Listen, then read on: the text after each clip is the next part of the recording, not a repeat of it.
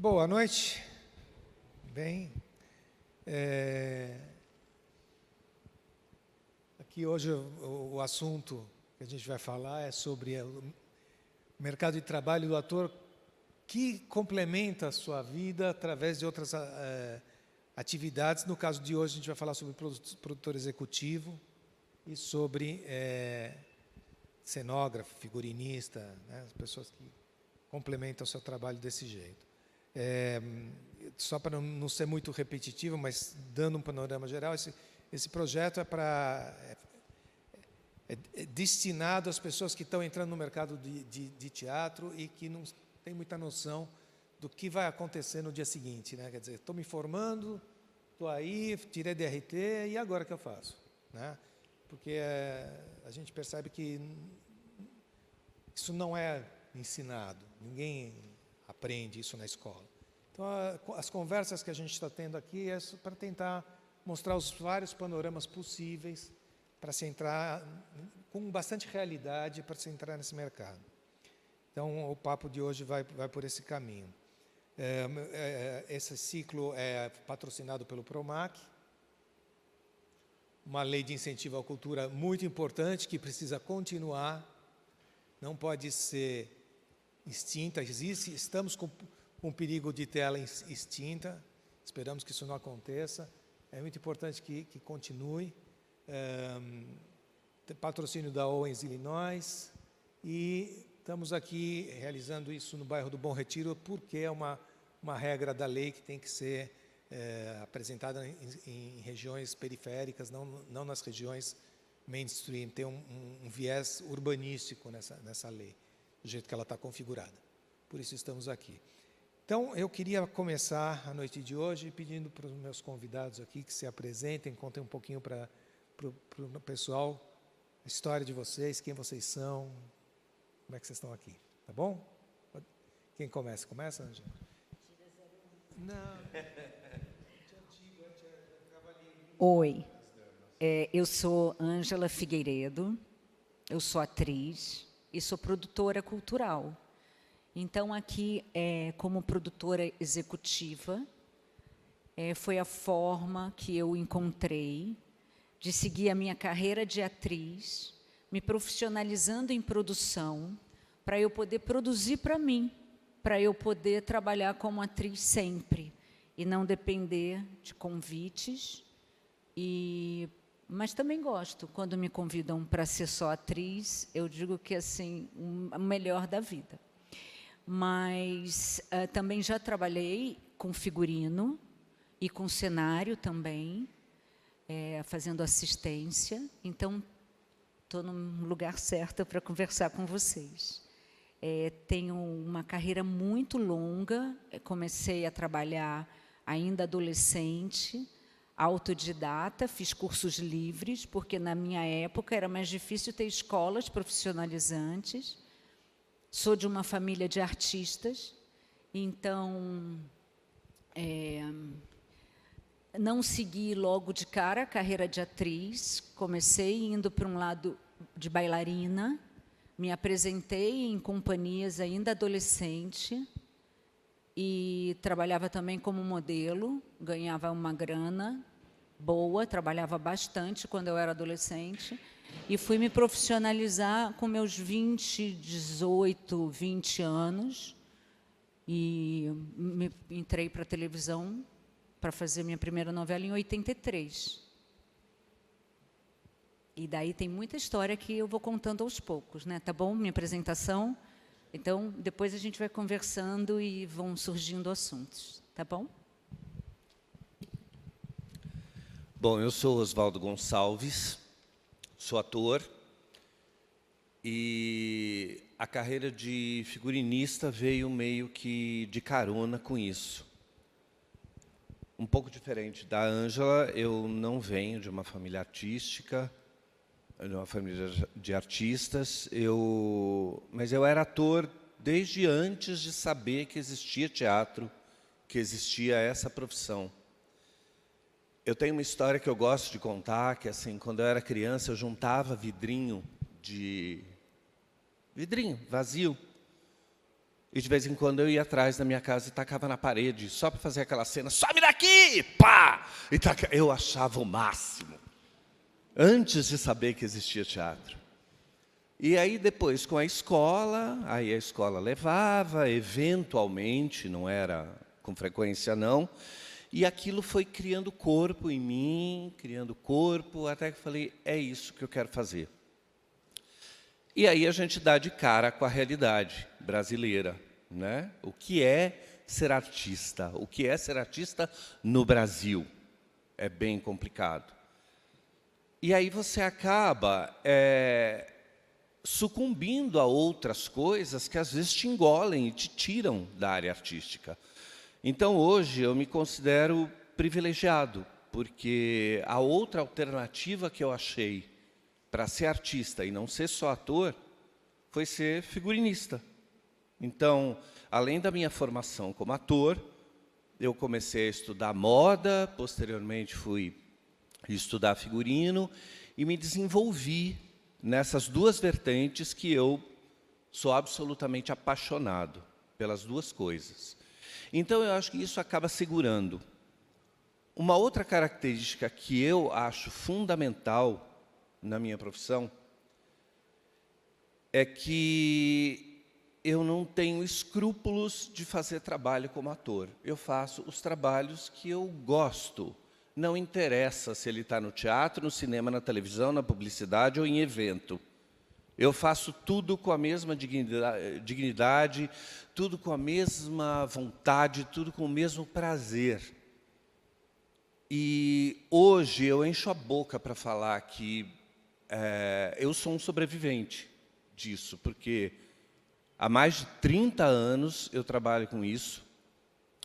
Não nego que eu já tentei seguir outros caminhos, eu já tentei fazer trabalhos burocráticos, que não tenha nada a ver com a arte, mas quebrei a cara, não foi? Você acaba voltando sempre, né?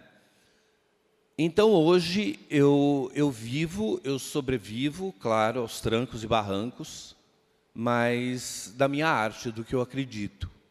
E isso, para mim, tem um valor muito grande. Como a Ângela disse, depois a gente vai falando o resto, senão eu fico aqui falando horas. Olá, boa noite. Eu me chamo Heitor Garcia. Eu tenho 28 anos, então queria dizer que eu estou mais próximo de vocês. Acho que até um presente estar aqui do lado deles, assim como para vocês, porque estou ao lado de 3 grandes produtores, atores com tanta experiência. Eu comecei a produzir com 24 anos, então eu estou produzindo há mais ou menos 5 anos como produtor executivo. Contar um pouquinho da minha história. Desde os 8 anos falei, mãe, quero ser ator, quero fazer teatro. E por sorte minha mãe abriu um jornal e leu curso de teatro. Esse era o enunciado.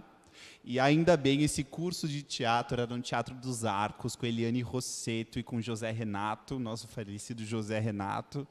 Então eu fiquei mais ou menos 5 anos estudando com eles no Teatro dos Arcos. E eu acho que toda a minha vontade de produzir e essa visão holística que nós, atores, temos para sermos produtores, começou lá.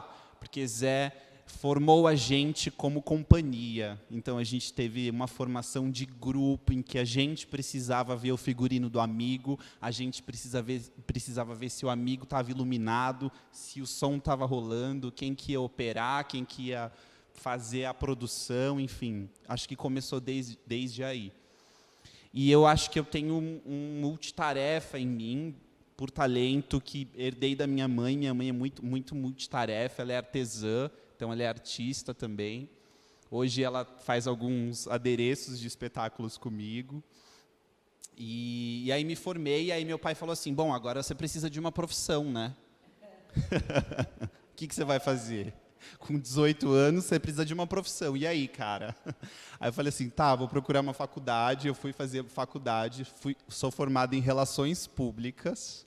Procurei uma área da comunicação para me formar. Me formei em Relações Públicas e fui trabalhar com marketing de moda no Carrefour, porque eu adorava figurino no teatro.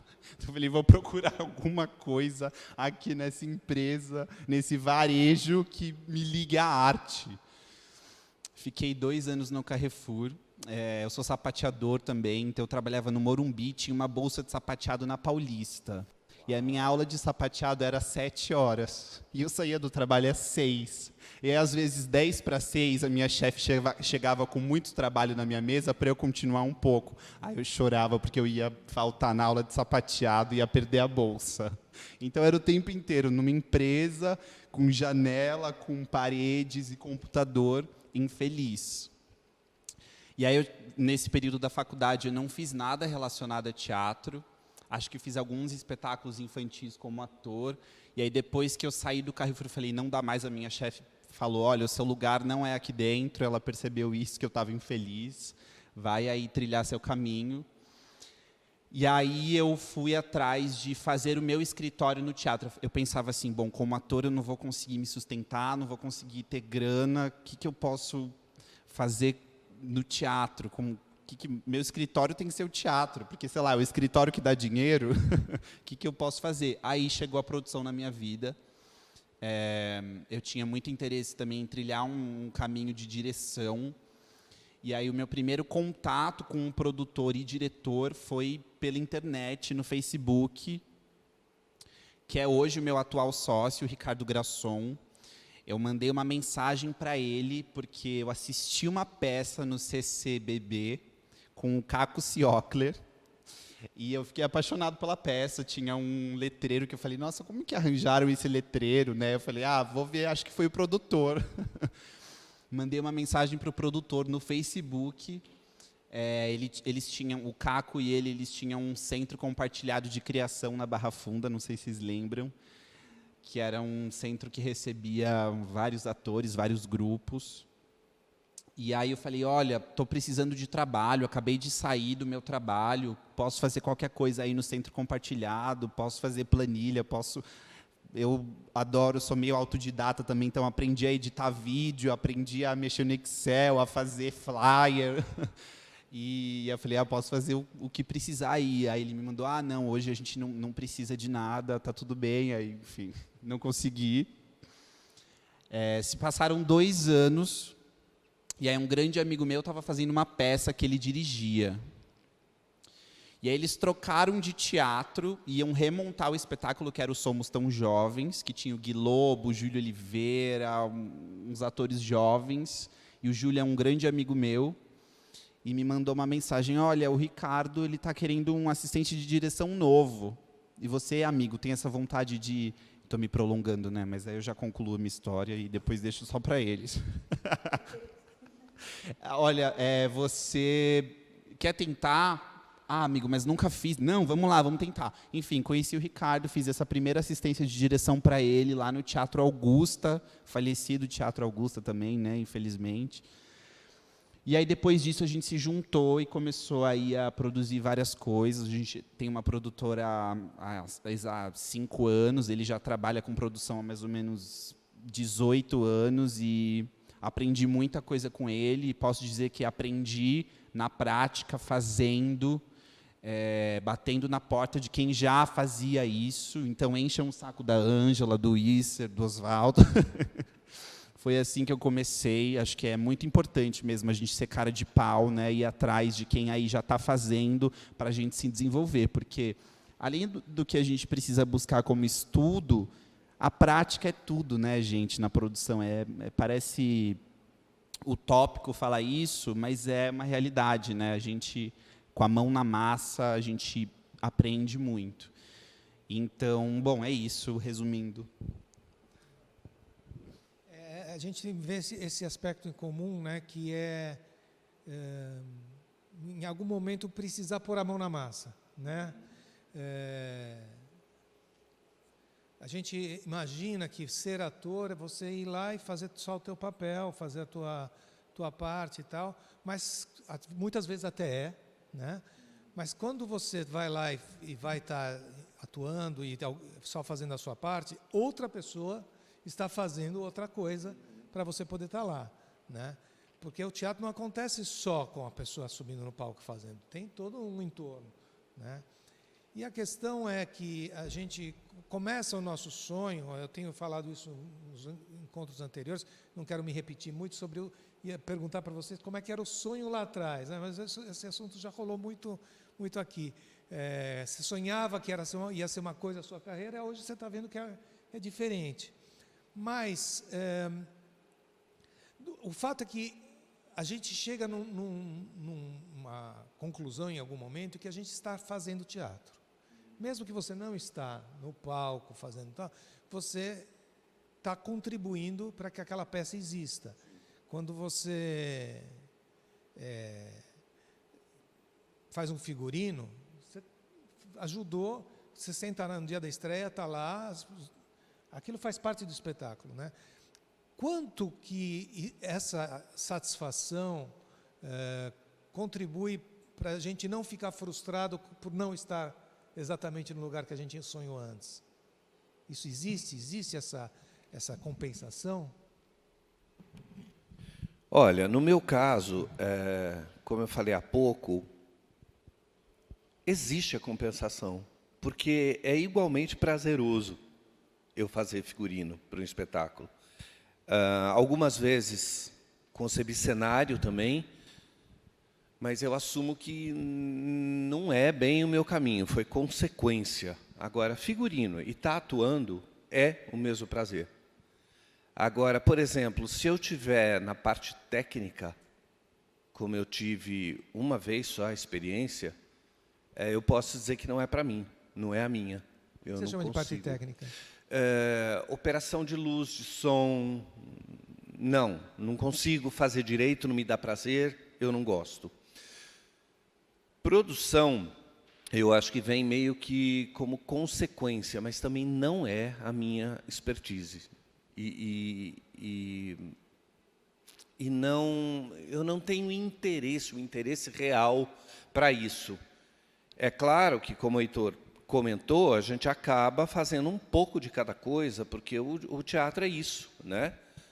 Como o Isser falou, você não sobe no palco, interpreta e acabou. A realidade não é essa, né?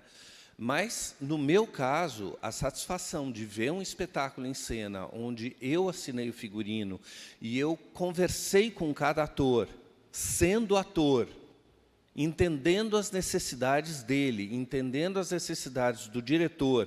Então, quando aquilo está lá, é muito vivo para mim, é muito eu lá no palco também. Então, a satisfação existe, no meu caso.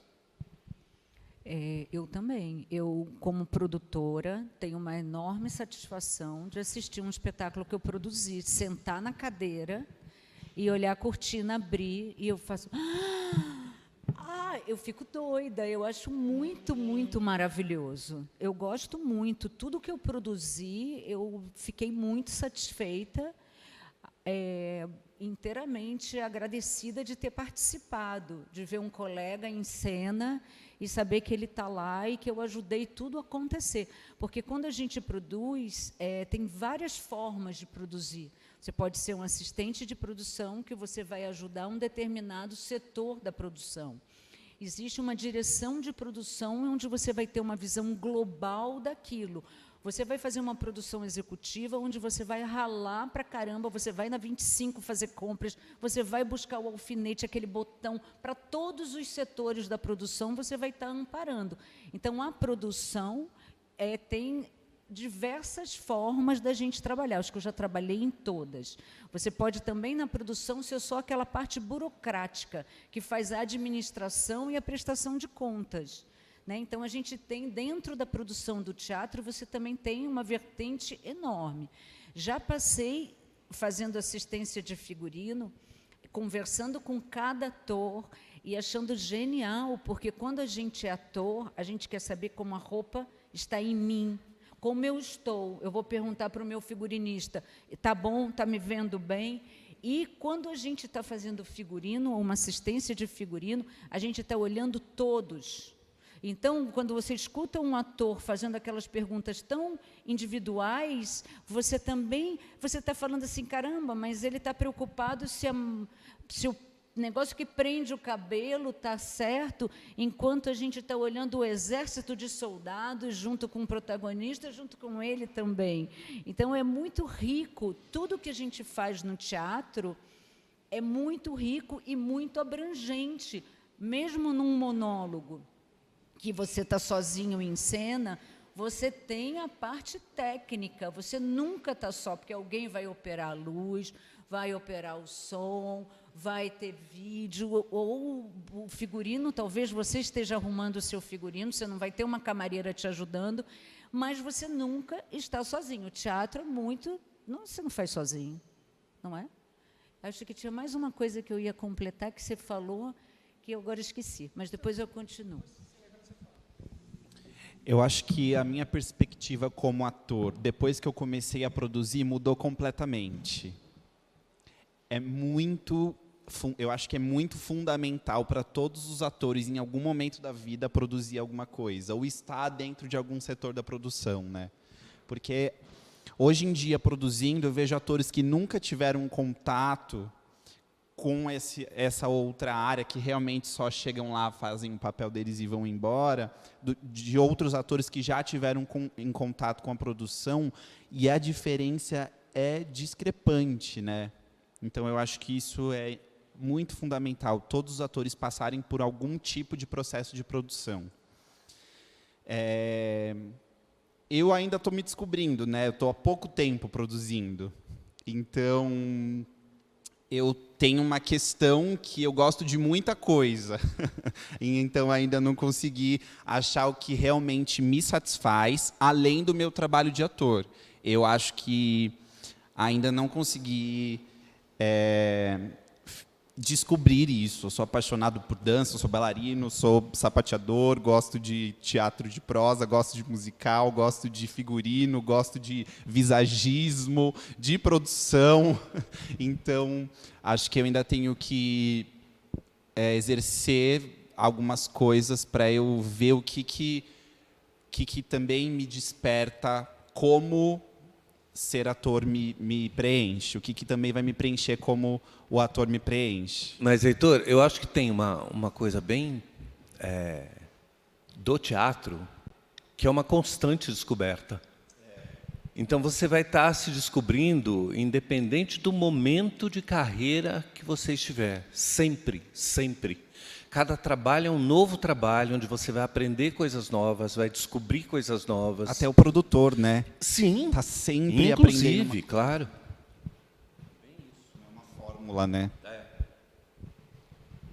Porque produzir também tem várias formas de produzir, que nem você estão falando. Quer dizer, um mesmo produtor, ele pode estar lá esperando que alguém diga para ele o que é necessário ser feito, e ele vai sair correndo fazer. Cara, precisamos de uma taça de plástico que pareça de vidro para essa cena. Vai lá, entra no Mercado Livre, vai procurar, atrás aqui que a gente vai precisar de 6 taças assim. E o cara vai e faz. Tem outros produtores que querem acompanhar a leitura do texto. Ele não quer só esperar alguém dizer que precisa de uma taça, mas ele quer... Talvez ele já visualizou que talvez vai precisar de uma mesa, de um negócio, ele já quer trazer. Então, o formato, o jeito de você ser produtor varia muito do teu envolvimento também, né? Mas, assim, eu queria puxar mais para o lado do... É possível a gente estar se sentindo artista, mesmo quando não estamos no palco, e quanto isso acaba competindo com o ser ator na nossa vida?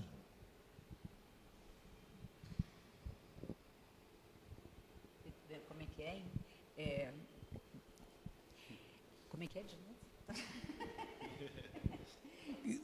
Primeiro, se você, duas coisas. Primeira coisa, se é legal, se você consegue estar se sentindo artista, mesmo quando você não está no papel de artista, claro, você está no papel de produtor, mas você está sendo artisticamente um produtor. E quanto que você também acaba, fala assim, se eu começar a me dedicar demais ao outro lado, à produção, não sei o quê, será que eu vou perder espaço como artista propriamente dito? Se eu vou deixar de perder a oportunidade de ator porque eu estou sendo produtor? Eu acho que o pensamento da gente artista nunca deixa de ser criativo. Então, a produção, sempre eu estou trabalhando criativamente, porque eu tenho que ter saídas para as situações complicadas que aparecem. A mesma forma da taça que eu preciso, acrílico, vidro, o que eu vou usar nesse espetáculo, enquanto o diretor está pedindo, eu tenho que já formular na minha cabeça uma forma que eu vou resolver para ele. E fora de agradar o desejo do diretor, a gente tem um problema sempre que é a falta de verba. Então, a gente tem que ser muito criativo. Então, a gente tem que saber, mas aquele meu amigo que acabou um espetáculo tinha umas taças.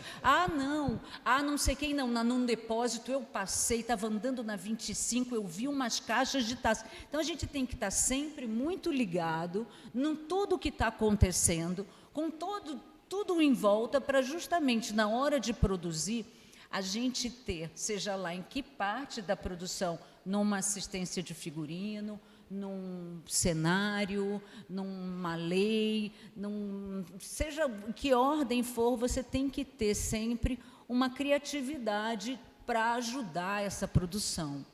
Quando você pega um assistente de produção que não está interessado, você não vai chamar de novo, porque a gente precisa de produtores que estejam com a gente, que abrace a causa, porque ela sempre é difícil.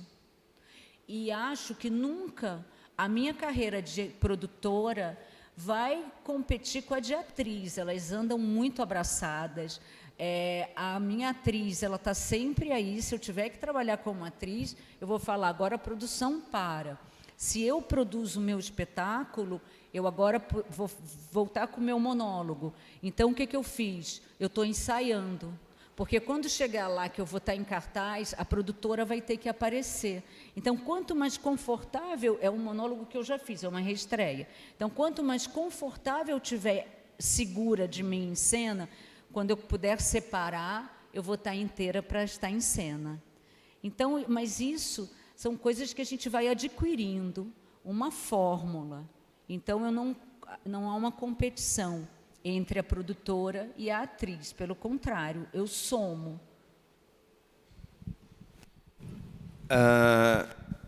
E, para mim, tem um aspecto muito claro. Se eu tiver que me definir, eu me defino como ator. Eu sou um ator que também é figurinista, e não o contrário. Então, talvez isso coloque a função de ator um degrauzinho acima, né? Mas o prazer existe igualmente nas duas funções. Você me pergunta o que você é. Eu falo atriz e produtora Exato, cultural. Eu acho também que eu comecei a produzir para um dia eu poder contar as minhas próprias histórias. Foi o primeiro start que me deu, assim, eu falei assim, bom, eu não consigo passar nessa audição, eu não consigo entrar nesse teste, eu não consigo fazer, mas eu vou começar a produzir, porque aí um dia eu quero produzir as histórias que eu quero contar como ator. Então, depois de 5 anos, eu comecei agora. Esse ano foi a primeira vez que eu entrei como ator numa produção minha. Já estou na 3ª como ator. Então, acho que aí é esse caminho que a gente, né, como ator, busca também nos produzir. Claro que tem o prazer de produzir os outros, mas o foco é também estarmos nas nossas próprias produções. Então, acho que aí acaba compensando esse nosso lado de querer ser ator, né? De ser ator.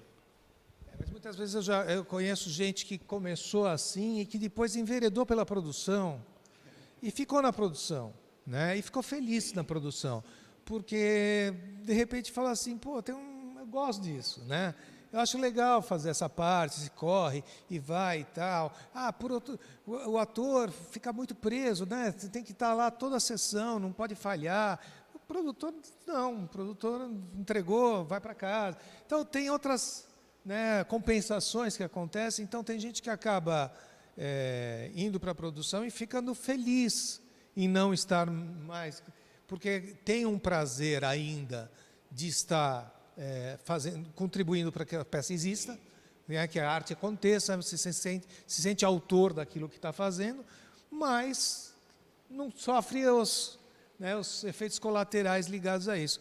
Eu queria perguntar para vocês se vocês conseguiriam pensar hoje, é legal a dicotomia que foi colocada, sou um ator que também faz figurino, sou uma atriz que também faz produção, mas quanto do teu tempo você está atuando e quanto do teu tempo você está fazendo essas outras funções? Puxa, esse ano eu ainda não tenho uma perspectiva de atuar. Mas daqui a pouco já vai ter.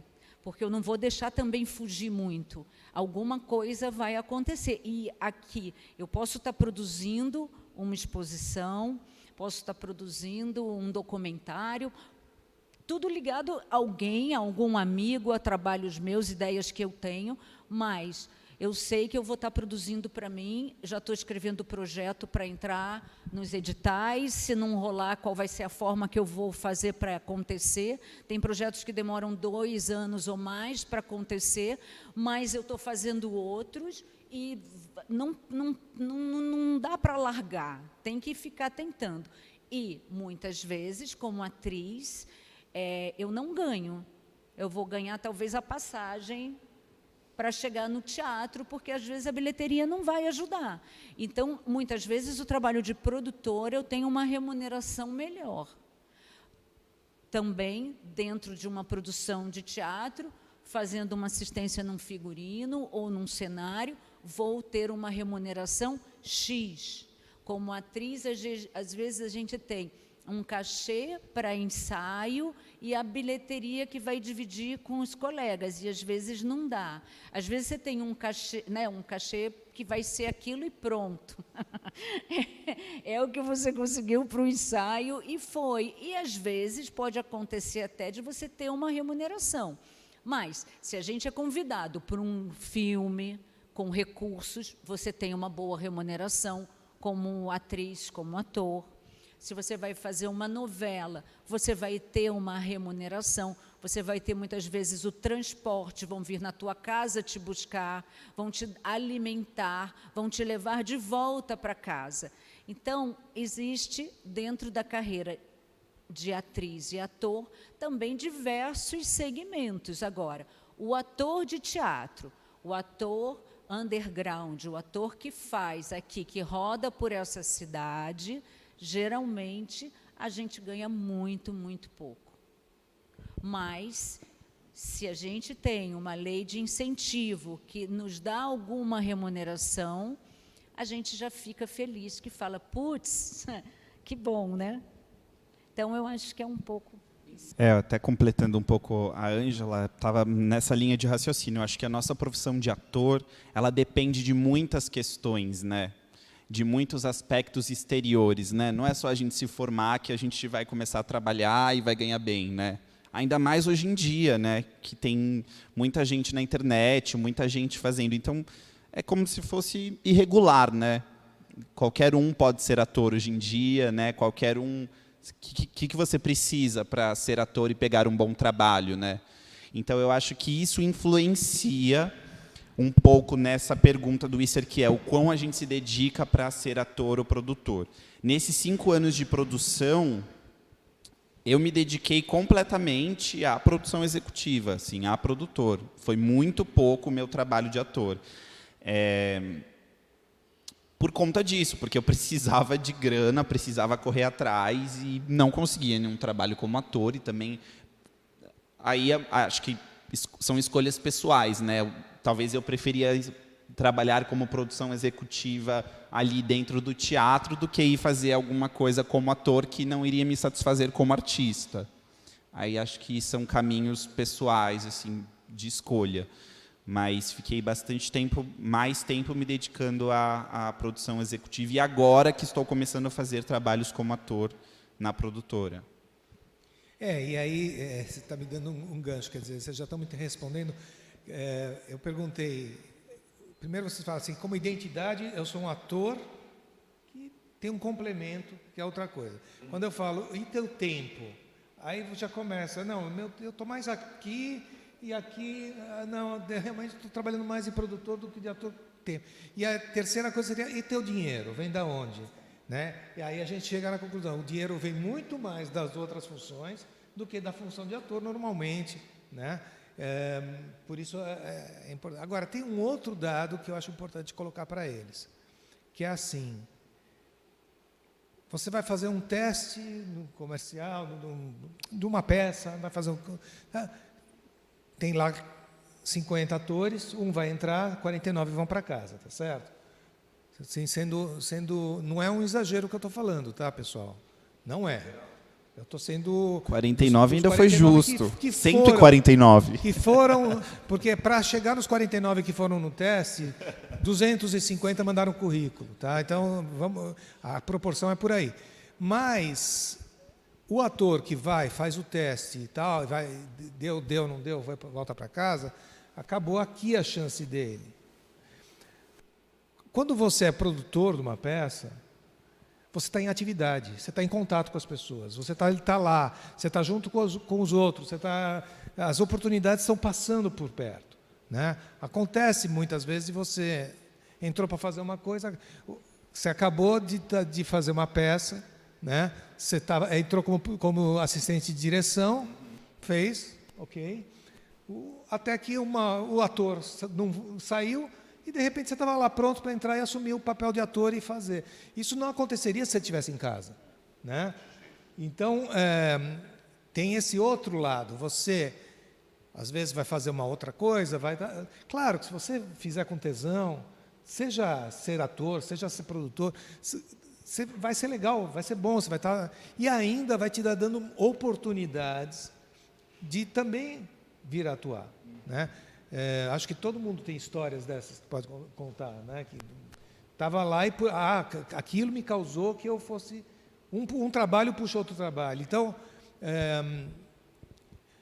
eu acho que a mensagem teria assim, não vamos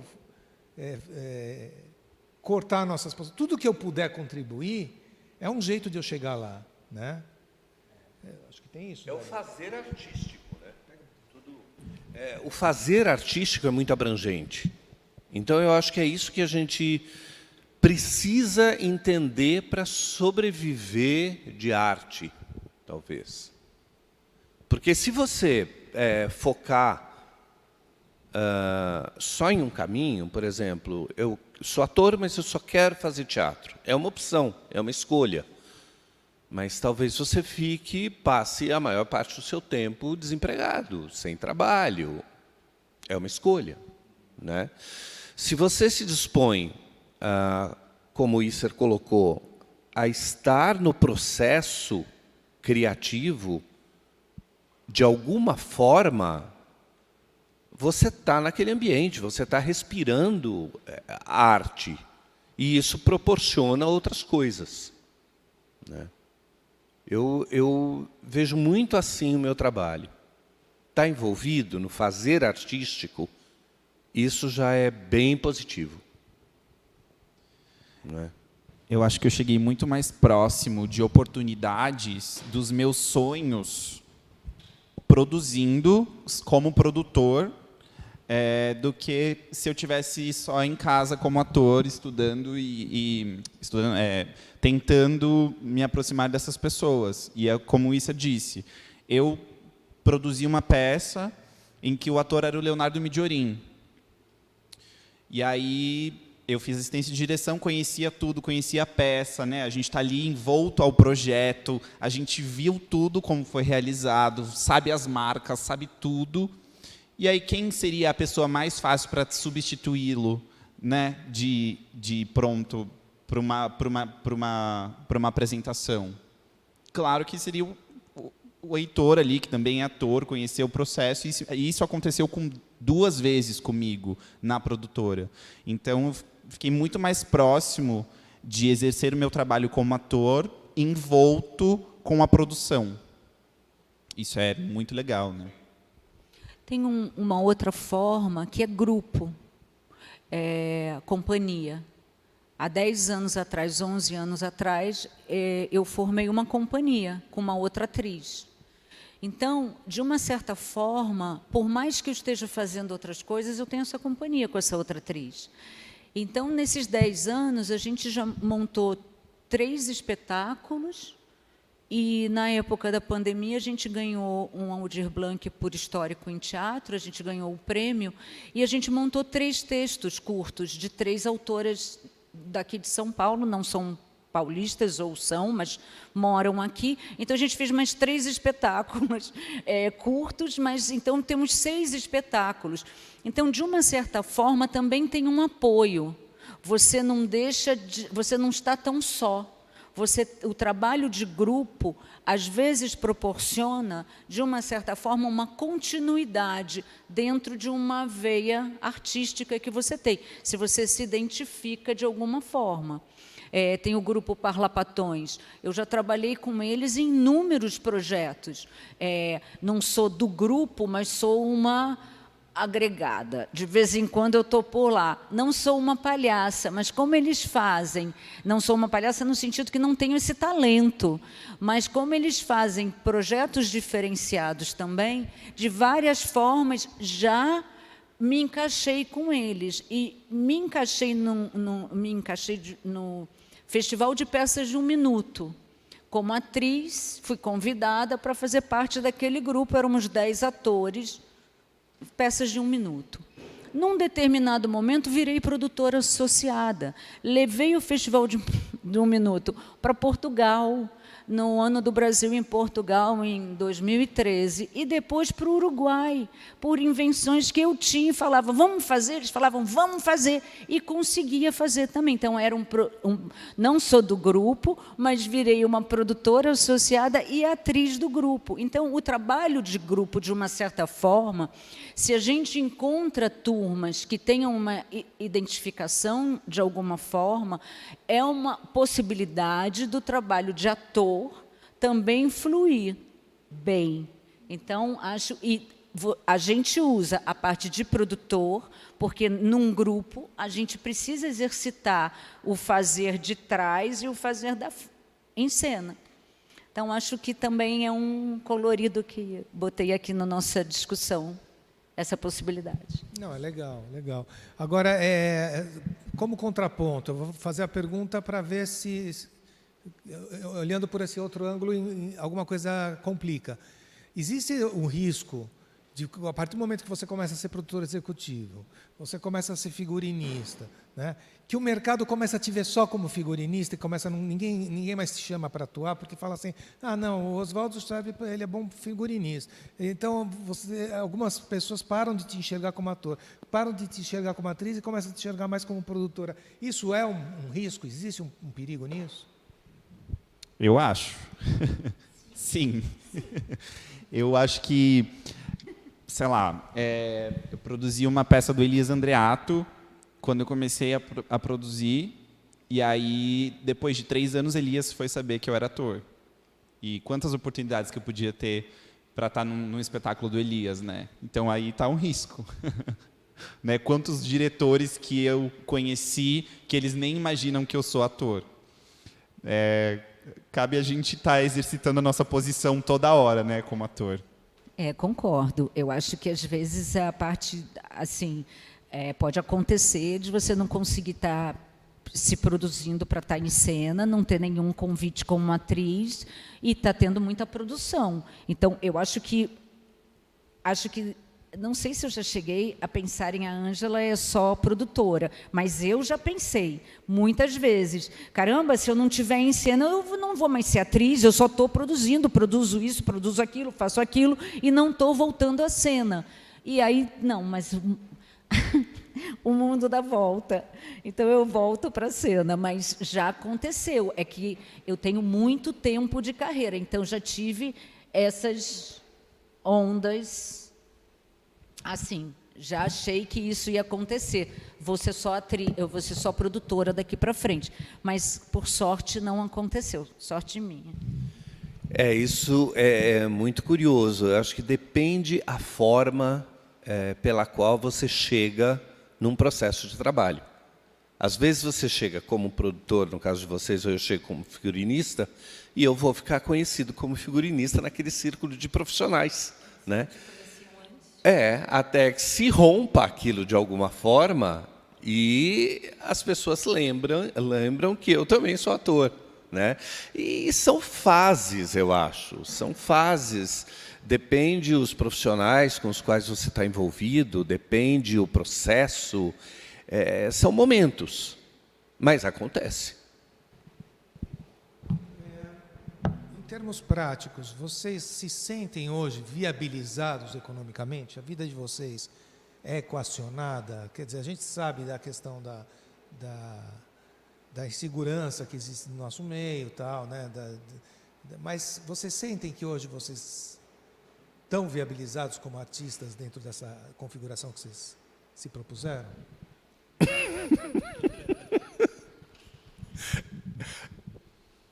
Interessante essa pergunta. Viabilizado, né? O que seria isso?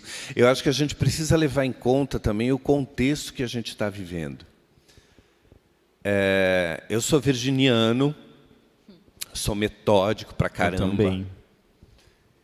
E eu sou bastante controlado com grana, porque há muitos anos, assim, eu ganho a minha grana e se o negócio quebrar, eu não tenho a quem recorrer, né? Então, eu tenho pânico disso. E eu sempre digo, como artista, você ficar sem viajar de vez em quando, sem jantar fora, ok, tá tudo certo. Agora, se ficar sem grana para as necessidades básicas, aí dá pânico. E só não aconteceu isso comigo durante a pandemia porque eu sou metódico, virginiano e controlado. Então, eu vi muitas pessoas próximas sucumbirem, voltarem para o interior de São Paulo, para a casa dos pais, mudarem de estado, porque não tinha como se segurar aqui, né? Então, por mim, eu posso dizer que, assim, eu consigo me segurar de uma forma confortável, às vezes não. São altos e baixos, eu acho que a gente precisa estar consciente disso como artista, precisa tentar se poupar desses momentos mais complicados, nem sempre a gente consegue. Então, assim, realmente tem fases que é muito difícil. Você fala, caramba, e agora? O que é que eu vou fazer? E eu não sei, gente. Aparece alguma coisa que dá uma segurada, pelo menos no meu caso.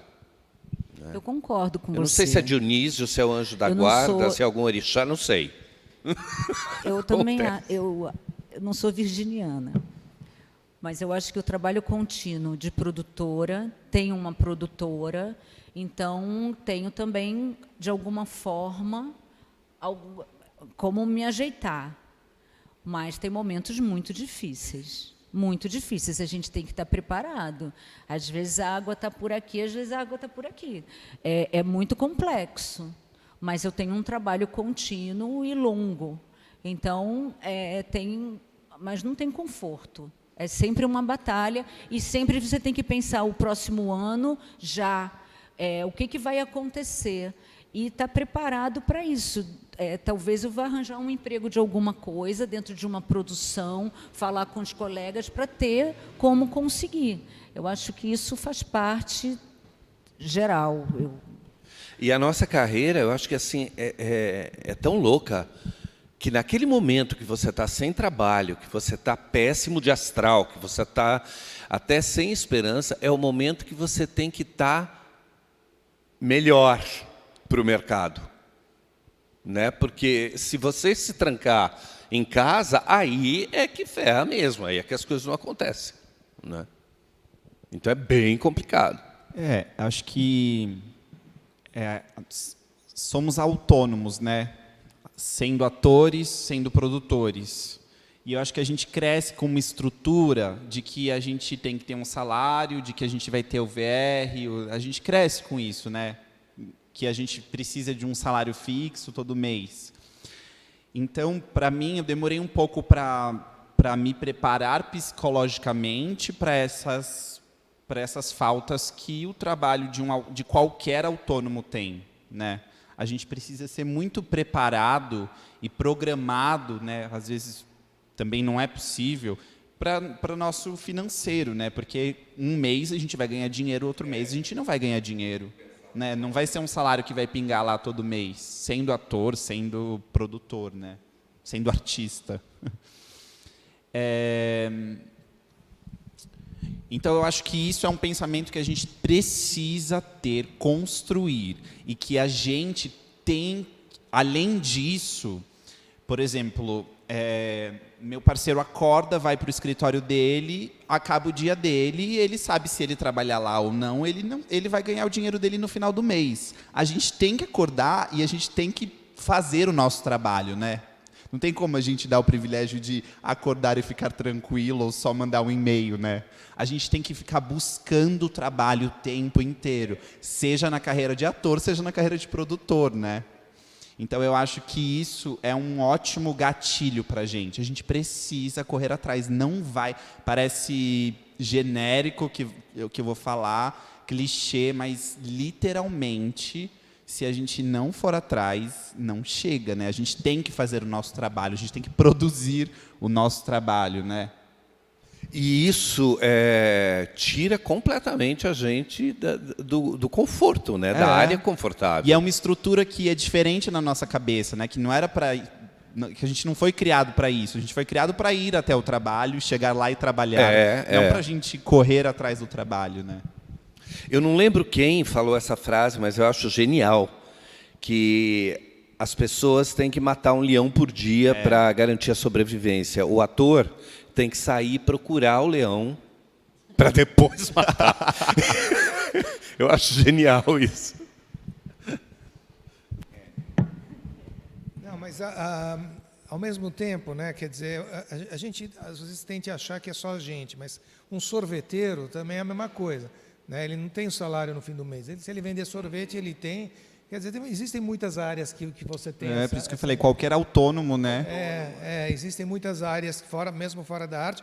O que nós não temos muito comum, quer dizer, não sei, até isso está acabando, né? Porque até ator de televisão, que antigamente tinha salário, agora é por obra, né? Agora quase todos são contratados para aquela novela, acabou a novela, acabou o emprego.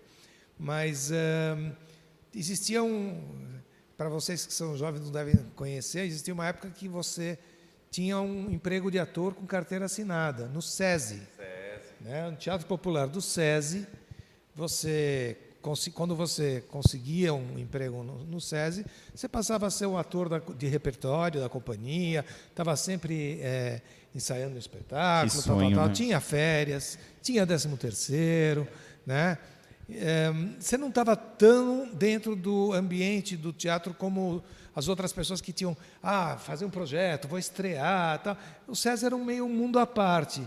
Então o pessoal costumava dizer que ator, quando é bonzinho, morre e vai para o SESI. Né? Mas até isso acabou. Até o SESI deixou de ter essa estrutura. O SESI, até as coisas que são hoje produzidas pelo SESI também são por obra. Não existe mais. Então, a gente realmente tem mais dificuldade de ter alguma coisa constante. Mas, assim, eu vou jogar uma outra provocação, que é assim, ok, estou procurando trabalho como ator, estou procurando trabalho como produtor, como figurinista, tal. Quanto isso vai chegar ou não num lugar onde, de repente, você vai criar o teu trabalho. Qual o caminho de um trabalhador desse tipo para o empreendedor? Será que em algum momento esse conhecimento que vocês vão tendo, ampliando, vai chegar que você fala, agora eu vou produzir o meu espetáculo, aquele que eu quero produzir, vou batalhar o recurso, vou atrás e não vou depender de ninguém para fazer esse projeto, mesmo que eu me dê mal, né? Eu acho importante as pessoas entenderem isso também. Quando você produz, você corre risco de perder dinheiro. né? Então, minha primeira produção, eu trabalhei, eu tinha salário, eu trabalhava num lugar, fiquei 2 anos economizando, aí peguei aquele dinheiro que economizei, pus no espetáculo, que durou 2 meses e meio, o dinheiro foi embora, acabou. Né? Foi a minha primeira produção. Então, isso... Agora, a gente aprende a produzir produzindo. Vocês se sentem aprendendo a empreender hoje? Só queria complementar uma da questão anterior. Hoje a gente tem 2 companhias de dança que ainda seguem a estrutura do SESI, né? Que é o Balé da Cidade, que tem os bailarinos fixos da companhia, que trabalham lá de segunda a sábado, tem salário fixo e todos os direitos, e o Balé da Cidade e a Companhia de Dança CIA de Dança de São Paulo. Então, são as 2 que ainda o governo financia, banca os bailarinos. Então, voltando a investir no seu projeto e como... já passei por isso com a minha companhia, eu e a Fernanda investirmos no nosso espetáculo e, assim, a gente teve um retorno muito bom por ter feito o trabalho. Financeiramente não foi bom, mas esse trabalho rendeu muitos outros trabalhos. Então, é uma forma que a gente perde o dinheiro do bolso ali, você não traz de volta, mas, de uma certa forma, abre portas para você fazer outros trabalhos. Então, trabalho chama trabalho. Então, acontece isso.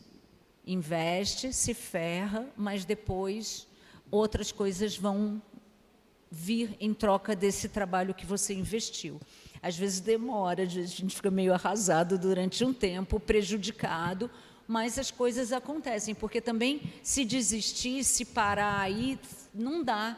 Depois que entra, tem que ir indo e tem que ir projetando para frente. É isso que eu ia falar. Eu acho que essa mentalidade é fundamental para o artista. O trabalho pode não trazer uma coisa imediata, mas ele acaba trazendo outras coisas que, às vezes, você até esquece que foi em função daquele trabalho que a outra história chegou. Né? Então, assim, é complicado, é muito complicado, mas se você não tiver essa mentalidade, você não sobrevive como artista. Mas você se sente que você começa, em algum momento você vai chegar ou está chegando no ponto de poder empreender, falar assim, agora eu vou fazer o que eu quero e eu vou correr meus riscos? Ou você sempre sente que até onde você está indo, você vai continuar sendo alguém que vai procurar um emprego, um trabalho, um job na mão de outros produtores? Como é que você sente isso? Então, eu acho que a meta é essa, mas eu não sofro com isso, que eu não sei se eu estou chegando perto, se vai demorar muito, se não vai acontecer. Mas eu quero chegar a um ponto que é sobre isso que eu quero falar. Então, eu vou provocar um resultado cênico para que isso aconteça.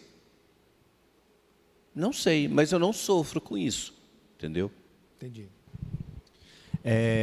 Nessa experiência comigo e com o meu sócio, né, acho que ele tem muito tempo de produção, e eu vou falar um pouquinho por ele, porque ele me conta da experiência, e ele demorou muito tempo para ele conseguir tirar uma ideia dele do papel. Então, foram mais de 12 anos para ele conseguir, que foi agora, vender uma ideia dele, tirar do papel o sonho dele e ele produzir. As outras experiências que tivemos sempre foi produzindo projetos de outras pessoas, né? E a gente está há 3 anos trabalhando, então a gente está há 3 anos trabalhando, namorando um projeto que a gente queria montar juntos, e aí depois de 3 anos a gente conseguiu produzir esse ano um projeto assim que a gente conseguiu, né, empreender.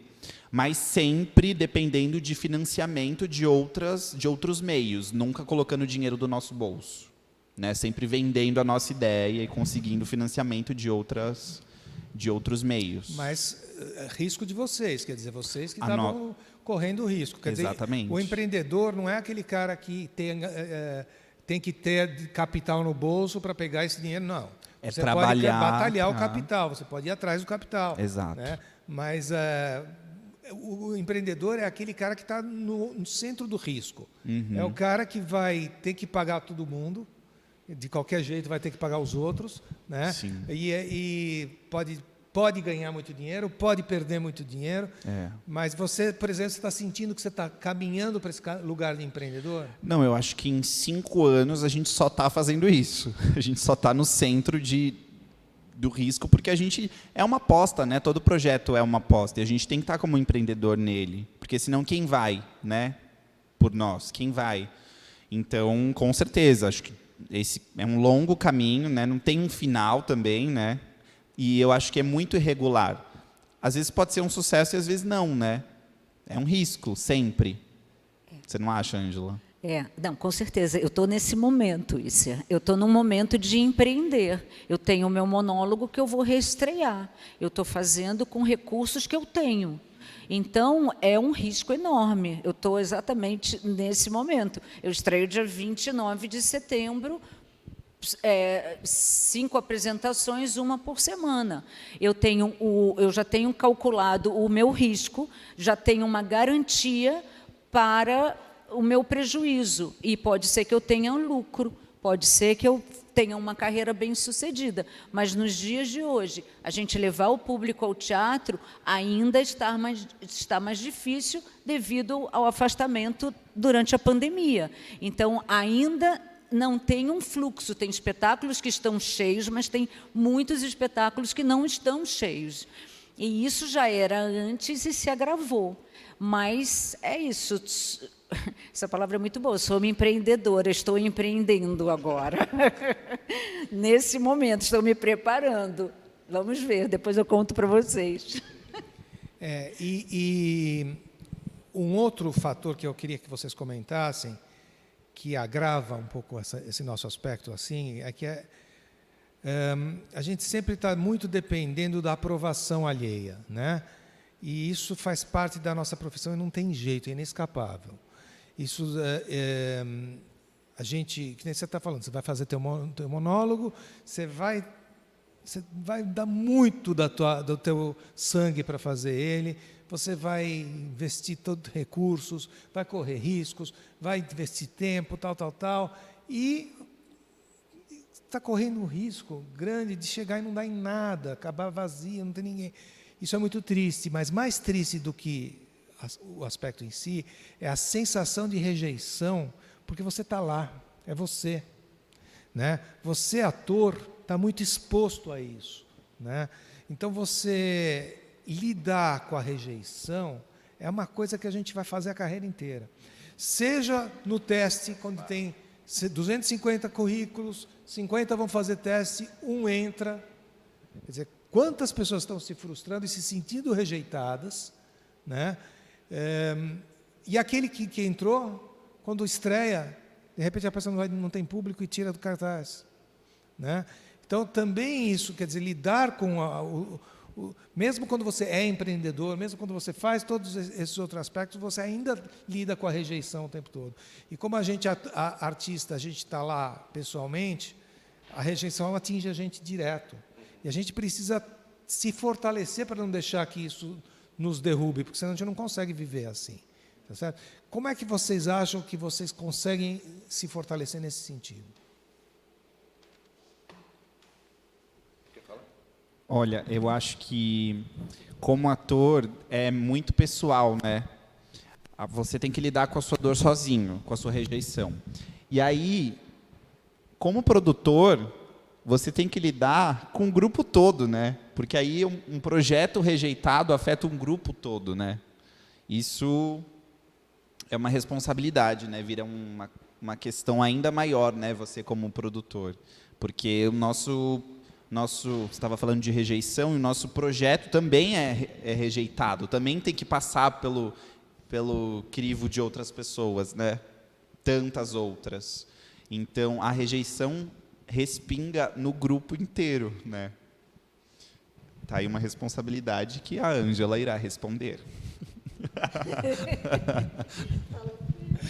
Não, eu vejo isso de uma forma até que simples. Eu acho que a rejeição faz parte da nossa profissão. Ou você convive com ela, ou você vai para outro lado, porque isso você vive no dia a dia. A rejeição está aí. É fácil? Não. É muito complicado. Mas você está o tempo todo... Eu costumo dizer que, assim, a impressão que dá é que outras profissões, as pessoas conseguem somar. Então, você faz uma faculdade, você faz uma pós-graduação, você faz um mestrado, você faz um doutorado, você vai acrescentando ao seu currículo. O ser artista, às vezes, dá a impressão que a gente está começando a cada trabalho que você assume. Parece que não tem aquela somatória. É claro que tem o estofo, tem a experiência, que a gente vai aprendendo aos trancos e barrancos, às vezes, e eu acho que é aí que está a questão da rejeição. Ela existe desde que você começa, desde que você escolhe em trabalhar com isso. Então, você tem que aprender a conviver, senão não vai. Eu tenho uma visão que é o seguinte, tem gosto para tudo. Então, quando você faz o seu trabalho artístico, você tem que estar satisfeito, seguro do que você está fazendo. Porque gostar ou não gostar é muito relativo. Eu estou com um casaco azul, você pode não gostar desse tom de azul, o Isser adora, ele acha mais ou menos, mas todos vão me dar parabéns por eu ter escolhido o meu azul. Eu acho que isso é muito importante. O gosto é de cada um. Então, gostarem do meu trabalho ou não é relativo. Gostarem desse espetáculo que a gente montou, se o grupo teu está satisfeito e a crítica não vai bem, o público não está vindo, mas o pessoal que está em cena, está curtindo, está inteiro, está fazendo aquilo com fé, com vontade, ninguém vai derrubar esse grupo. Eles vão estar lá todo dia num astral fazendo. Então, eu acho que isso é um aprendizado que a gente tem que ter. O teu figurino, ele está bem executado, ele está bonito, mas a direção não ficou tão boa. Parabéns, você conseguiu realizar. O meu figurino estava maravilhoso, mas alguém vai falar, saindo do teatro, nossa, adorei o espetáculo, não gostei do figurino. Então, é muito relativo o trabalho artístico. Então, é muito importante que a gente tenha certeza, ou até falar, puxa, estou num espetáculo, não curti a direção, mas todo mundo está gostando, olha que engraçado, meu gosto também não é o padrão desse espetáculo, mas estou bem, todo mundo está gostando, como eu pensei errado. Então, eu acho que a gente tem que aprender com todas essas situações, até as negativas. Acho que é por aí que eu penso. Concordo super, e eu acho que, assim, a gente não pode romantizar a rejeição, né, para se apoiar nela. Aprender com ela. E ainda mais, a gente precisa filtrar as rejeições, não é? Porque quanta coisa maravilhosa agora na pandemia que foi rejeitada, não é? Quem são as estruturas que estão rejeitando os nossos talentos, né, nossos trabalhos? Então, isso é um ponto importante, filtrar a rejeição. A gente não pode se abalar por qualquer rejeição. A gente tem que ser sagaz o suficiente para entender o que é um bom trabalho, o que é um bom projeto e quem está rejeitando este projeto, né? De onde está vindo essa rejeição? Que estrutura que está, com base em que ele está sendo rejeitado, né? É o que é... Eu acho interessantíssimo isso que você está falando, porque é muito estrutural isso para a gente, né? Se a gente entrega para o resultado da bilheteria ou da audiência, ou os 100% da nossa medida de sucesso e fracasso, é muito complicado, porque o sucesso de bilheteria, de audiência, de não sei o quê, vem por um monte de aspectos que a gente nem sabe quais são, né? São aspectos muito aleatórios que estabelecem que aquilo foi bom, vai bem ou vai mal. E se você se entrega o veredito do que é bom e o que é ruim para isso, você está fadado a não dar certo, porque uma hora vai bem, uma hora vai mal, você nunca vai saber por quê. Agora, isso que você falou, quer dizer, eu, como artista, tenho que ter certeza de que o que eu estou fazendo é o melhor que pode ser feito, e é do caralho. Essa minha obra, e, porra, é muito legal, é muito bom o que eu fiz. Sorte de quem conseguiu ver, né? Sorte de quem conseguiu ver, porque é muito... A gente tem que ter um amor próprio muito grande, e isso não é esquizofrênico. Não é que você fala assim, então o cara é idiota, porque só ele acha bom o que ele faz e tal. Não, mas a gente precisa dessa estrutura, de que a gente tem muitos anos de carreira, de conhecimento, vimos muitas coisas, estamos aí e estamos fazendo um trabalho muito legal. Senão, a gente fica muito ao sabor dos ventos e é muito prejudicial para a gente. A gente também tem que se basear no fato de que muitas das coisas que se tornaram clássicos e sucessos incontestáveis ao longo do tempo, muitas vezes foram um fracasso na época que fizeram, né? As pessoas não valorizaram aquilo. E é muito importante que foi feito por quem foi feito, né? E eu me arrisco a dizer que a rejeição é um dos principais fatores que fazem com que as pessoas desistam de ser artista. Porque as escolas, elas despejam profissionais aí aos montes no mercado. E eu acho que muita gente tem aquela falsa ilusão do sucesso, né? De entrar para a mídia, de ser famoso. E aí, quando começa a ter contato com a realidade do fazer artístico, aí começa a acontecer a rejeição e a pessoa não segura. E aí vai ficando pelo caminho, porque é complicado. Você faz um curso de teatro, você investe tempo, você investe dinheiro, ou você faz um curso voltado para a TV, para interpretação, para vídeo. E, às vezes, o mercado demora demais para absorver o seu trabalho. Às vezes, não absorve. E aí? Como é que faz? Então, para continuar em frente, é bem complicado, é bem difícil, né? Você tem que ter uma força que eu não consigo explicar qual é. Mas você tem que se mover. Tem a ver com isso que ela colocou, que é eu gostar do trabalho que eu estou fazendo. Isso é uma força. Porque se eu acredito mesmo, gosto, observo aquilo e falo assim, é bom. É mais fácil de suportar as adversidades a partir daí, né? Porque você fala, não estão me entendendo, mas que é bom, é bom. Então, isso ajuda bastante. Eu acho que isso depende de um amadurecimento também, sabe? A gente tem que dar uma ralada e entender isso. E entender também quem a gente é em cena, quem nós somos como produtores, como figurinista. Eu acho que as opções que a gente vai tendo e saber também, olha, errei feio ali. Errei nesse figurino ou nessa produção, escolhi a pessoa errada e ela acabou fazendo uma besteira ali. E isso também vai trazendo bagagem para a gente, para dar essa força e chegar num ponto que você começa a tomar decisões que vão te dar esse conforto na hora que a bomba explodir de uma forma que não seja das melhores.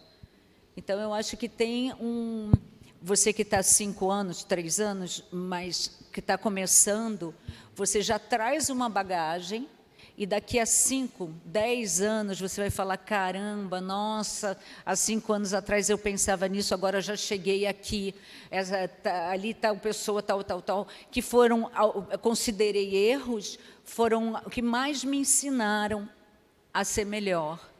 Então, eu acho que é esse resultado. Por isso que a gente gosta tanto de trabalhar e se arriscar nisso que a gente faz. Porque sempre é uma grande aventura. Você não sabe se vai ter a bilheteria, se o público vai vir, se vai gostar, mas a gente está ali, está inteiro, está satisfeito, está agregando, está trazendo colegas, está muitas vezes gerando empregos para os colegas que muitas vezes estão ferrados. Então, a gente está sempre nessa bola de neve, né? Às vezes ela... a gente falou sobre a questão do lidar com a rejeição, mas eu queria também ilustrar o grande perigo que é o sucesso precoce, né? Acho que a gente já viu acontecer isso algumas vezes. Às vezes a pessoa nem sabe como, mas de repente ela vira uma unanimidade nacional. Do nada, estourou, aconteceu e tal, tal, tal. Essas pessoas vão ter muito mais dificuldade de continuar a carreira do que aquelas pessoas que vão devagarzinho, sofrendo muita rejeição, até uma hora conquistar um lugar ao sol. A gente tem alguns exemplos, eu não quero citar muito nomes, mas tem gente que muito jovem estourou numa novela, numa coisa assim, que de repente não podia andar na rua, e depois não sustenta, isso nem sabe o que aconteceu que levou ele a isso, e depois tem que lidar com uma sensação de rejeição muito maior, porque ele caiu de um Olimpo muito alto, né? Então, eu acho que, às vezes, na carreira de um ator, o sucesso exagerado, o sucesso precoce num determinado momento, pode ser muito mais pernicioso do que o fracasso, né? Acho que a gente lida com os altos e baixos quando a gente passa primeiro pelos baixos, né? Certo? Vamos lá, perguntas? Empresta o microfone para ela.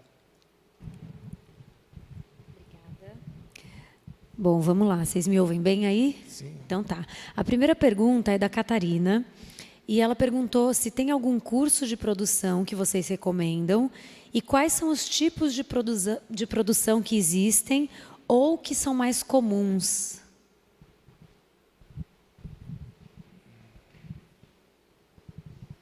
Nossa, eu não sei se eu conheço algum curso de produção.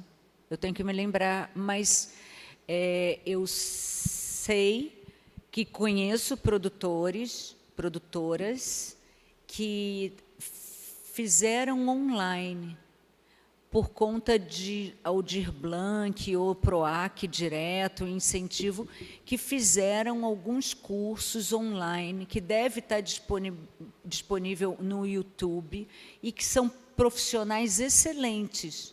Posso tentar descobrir, mas se você buscar, você vai encontrar.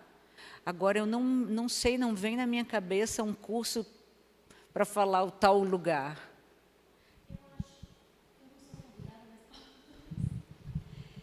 Tem um espaço que chama Barco, e vira e mexe eles dão uns cursos muito legais. Não é um curso assim tipo faculdade, tipo profissionalizante, são cursos pontuais, mas que são com pessoas que estão no mercado, igual a Ângela mencionou, e que são muito bons.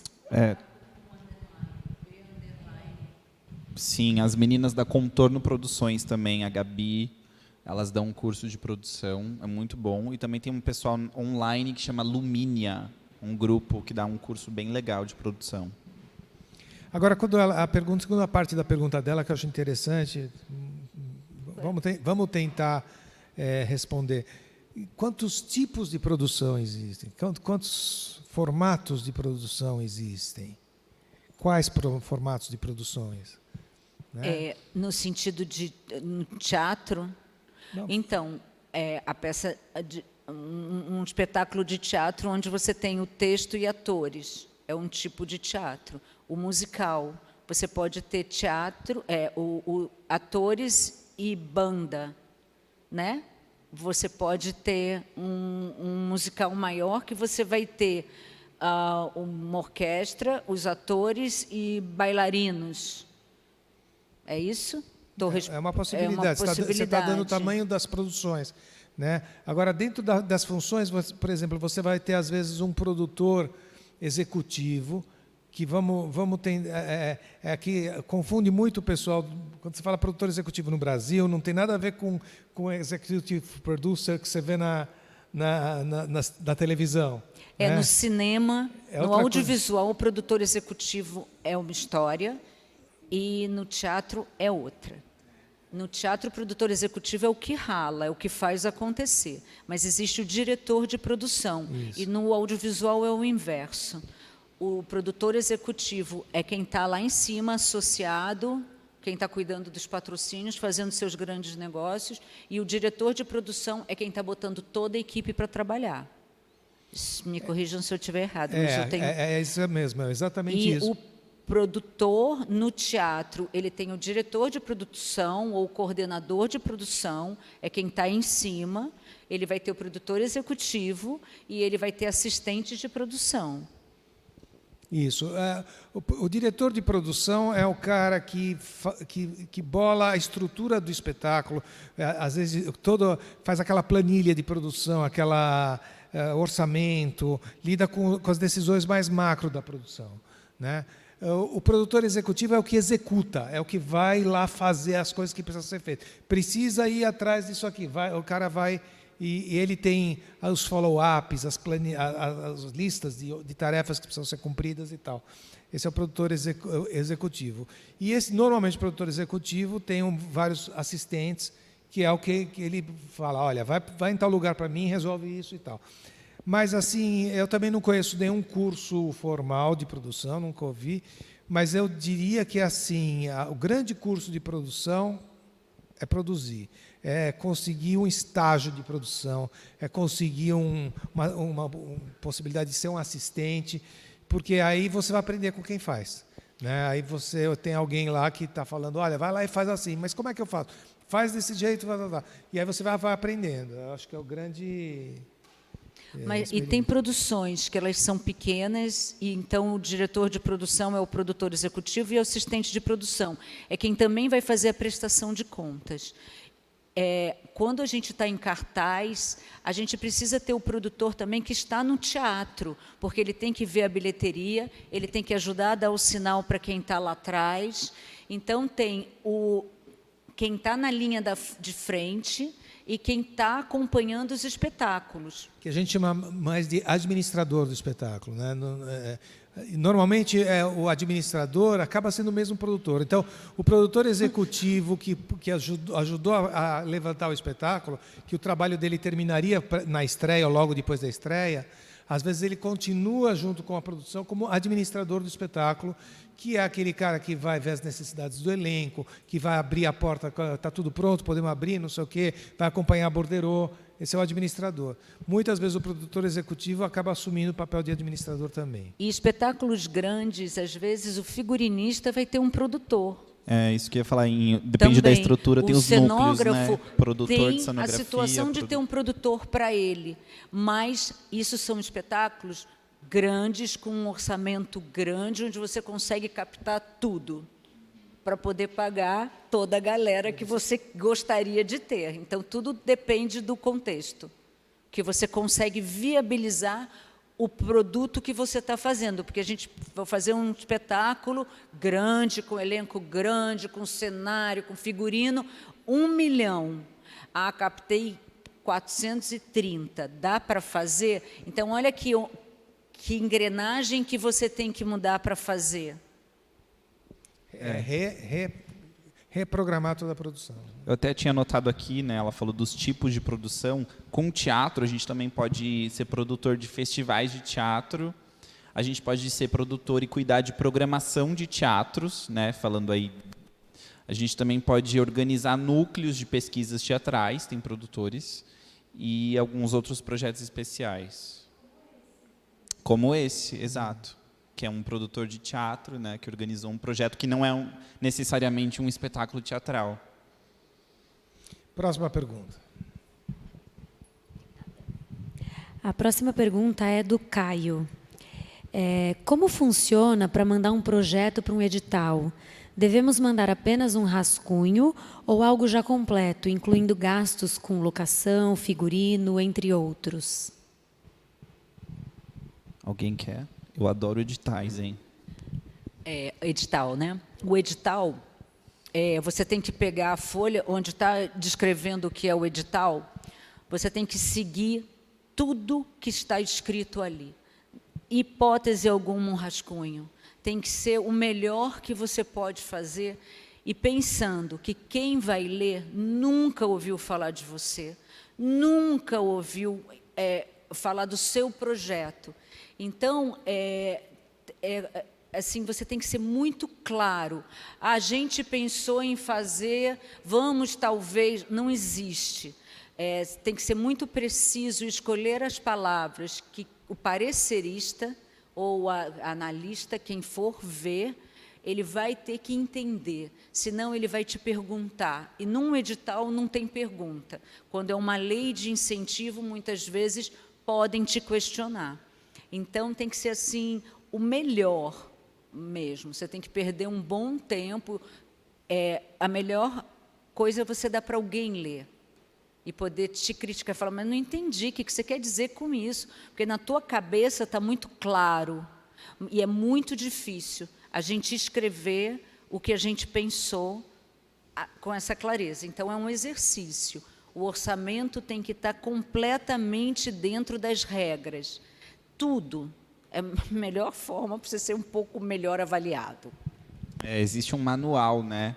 E cada edital é diferente do outro. Aqui os mais comuns são o Zé Renato, o PROAC Editais, e cada edital pede desde dos textos que a gente pode ser mais filosófico, né, desde justificativa, o porquê montar esse projeto, até as questões mais técnicas, né, que a gente precisa definir um plano de trabalho, então, o que a gente vai fazer no mês 1, no mês 2, no mês 3, até o orçamento, que também tem que atingir um valor que o edital já propõe. Então, sei lá, às vezes tem projetos que você tem que atingir 200 mil, né, 190 mil, depende de cada semestre, né. Então, existe um manual, existe uma regra para ser seguida. Então, geralmente, a apresentação do projeto, justificativa, currículo dos atores, né? Então, por isso que já tem que ter tudo definido. Você já tem que ter a sua ficha técnica inteira pronta. E tem itens que você não precisa falar muito. Você tem que ser objetivo. Quantas apresentações, qual o público-alvo, objetivo. Já na justificativa é onde a gente pode se estender mais artisticamente, falar o porquê de ter escolhido, o porquê de ter escolhido a equipe, o lugar, e por aí vai. Mas, geralmente, o edital traz isso, não pode questionar, tem que entender e seguir. É uma receita de bolo que vem pronta, né? Vamos entender que edital, normalmente, ele ou vem do poder público, né? Ou vem de uma grande instituição, uma grande empresa que está estabelecendo uma regra, que quer que todo mundo tenha essa regra igual para apresentarem os seus projetos dentro desses parâmetros, ele poder comparar uma coisa com outra. Eles também prestam contas, eles também têm que explicar por que eles escolheram A e não B. Então, tem que ter um gabarito, vamos dizer, pronto, que você tem que responder todas essas questões. Então, você tem normalmente um calhamaço para ler, tem que estudar muito, ler detalhe por detalhe, ser detalhista nas decisões. Isso vai desde o quanto você vai gastar com motoboy num projeto, até quanto você vai pagar para o ator principal. Só falando de orçamento, mas todas as entregas que você está prometendo fazer. Então, não dá para você inventar e não tem jogo de cintura, é muito rígido. Do jeito que você tem contrapartidas sociais, né? O que a gente vai devolver para porque ter o projeto, quando a gente escreve, é uma grande ficção, porque você está supondo tudo aquilo, não é? Depois, quando você ganhou o edital, recebeu o dinheiro, aí você vai ver se toda aquela equipe que você indicou ainda está firme para fazer, tem alguns que você não pode trocar, o orçamento que você criou, você está dentro do mercado, dentro de uma pesquisa que você fez, mas na hora de executar, o cenógrafo, em vez de querer gastar 5 mil, ele vai precisar de 9, porque mudou. Então, o que você vai fazer? Você precisa voltar, pedir autorização para remanejar valores. Então, tem que ter uma grande atenção no que você escreveu e depois no que você vai executar. Dá certo. A próxima pergunta é do Ramon. Romper a barreira do início, é melhor inserir os estudos em editais, pois alguns não exigem currículo ou pré-requisitos mais simples. Dá para sobreviver de edital?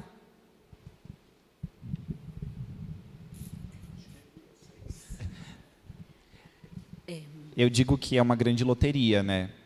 Hoje em dia, ainda bem, existe, claro, todo mundo tem mais acesso. A internet permitiu que as pessoas acessem ainda mais as inscrições, mas os projetos contemplados são tem um limite de valor que precisa ser contemplado em cada edital. Então, sei lá, um edital destinou 3 milhões. Então, 3 milhões só vão abraçar 200 projetos de 190 mil, por exemplo, né? Então, realmente, eu acredito que é uma loteria. E, novamente, volto ao assunto, a gente depende de uma estrutura, de uma banca julgadora de projetos, né? Além de atender o que um edital requer, a gente é avaliado artisticamente, né? Eu acho que sobreviver de editais...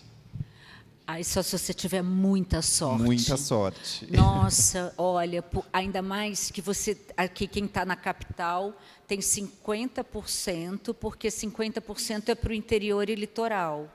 Ainda tem uma regra também de gênero, de que também... Vão mudando as regras, mas tem muita regra. Tem muita regra, então o principal é muito difícil. É uma peneira muito grande. Então, muita gente se inscreve e pouca gente ganha. E cada vez se inscreve mais gente, né? Porque esse raciocínio vem muito...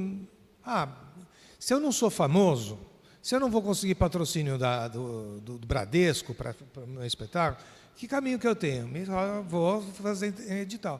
Então, mas todo mundo pensa assim, e tem muito mais gente não famosa do que gente famosa. E tem que fazer os editais.